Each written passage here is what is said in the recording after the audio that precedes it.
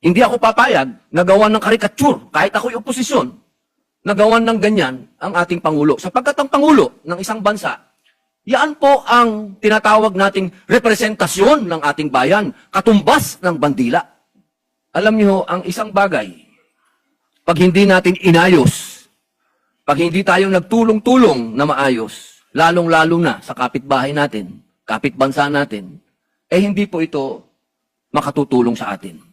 Hindi po ibig sabihin na ako'y pumapayag na pagsalitaan ng hindi maganda ang ating mga kasama ng Chinese Embassy. Aba, hindi rin naman tama yon.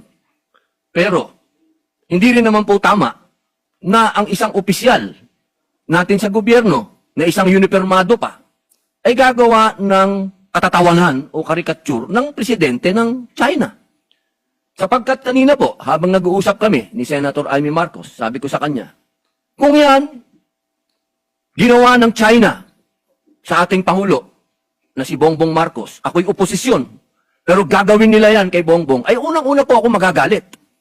Sapagkat hindi ako papayag na babawin ng kahit na sino ang Pangulo ng Pilipinas.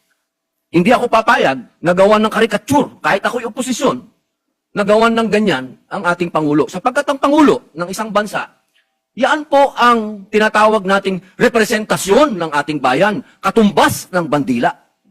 Kung ano ang tingin natin sa bandila, yan ang tingin natin sa Pangulo.